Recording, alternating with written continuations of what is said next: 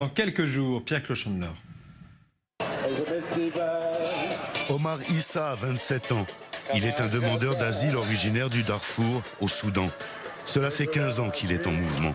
6 ans qu'il vit en Israël, dans l'incertitude, sans protection ni droit. Je suis né au Darfour. Au Darfour, il y a un génocide. Mais on a l'espoir d'y revenir et d'y reconstruire nos villages. En 2003, son village est rasé par les milices arabes Janjaweed, alliées au gouvernement soudanais. Son père est tué. Omar, sa mère et ses 2 frères cadets se réfugient dans le camp de déplacés internes de Koutoum. En 2011, menacé à mort à cause de son activité politique, il prend la fuite. Tout d'abord pour Al-Fasher, puis Khartoum, le Caire, le Sinaï et enfin la terre promise. Officiellement, Omar est considéré comme un clandestin, un illégal, un infiltré, un migrant économique. Comme la plupart des 40 000 Africains qui vivent actuellement en Israël et qui aspirent au droit d'asile pour raisons humanitaires ou politiques. Hormis 11 Soudanais du Darfour, aucun Africain n'a reçu le statut de réfugié. Que l'État statue sur la demande d'asile de ceux qui en ont besoin à cause du danger qu'ils encourent dans leur pays. Qu'il leur offre sa protection. Depuis qu'il vit en Israël, invariablement, avril est un mois décisif. À compter du mois d'avril, suite à une décision du gouvernement israélien entérinée en janvier, 20 000 Érythréens et Soudanais, ceux qui sont majeurs, célibataires et sans enfants, sont menacés d'expulsion vers l'Afrique, à raison de 7 000 par an sur 3 ans. Le choix qui leur est présenté n'en est pas un. Un aller simple avec 2 900 € en poche pour un pays d'Afrique.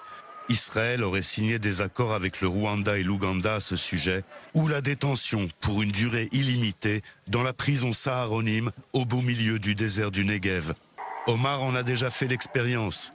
En avril 2012, il passe une vingtaine de jours dans cette prison après avoir passé clandestinement la frontière entre l'Égypte et Israël.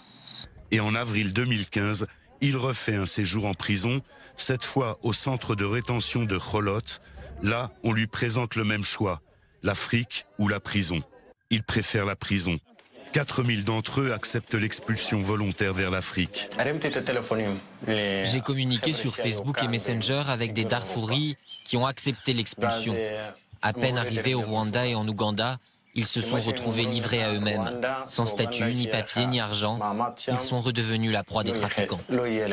À Cholot, il dépose une demande d'asile. Jusqu'à ce jour, il n'a obtenu aucune réponse à sa requête. En avril 2011, en vertu d'un arrêt de la Cour suprême, plus d'1 millier d'Africains détenus à Cholot depuis plus d'1 an sont relâchés.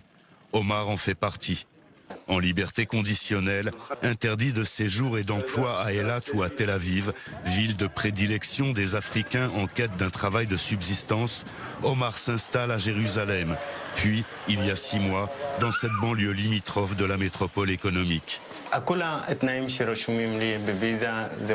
Toutes les conditions inscrites sur le visa sont des mesures de pression. Je ne suis pas libre. Je dois collaborer avec les autorités, y compris quant à mon expulsion du pays. Son visa de séjour de 2 mois expire dans les jours qui viennent.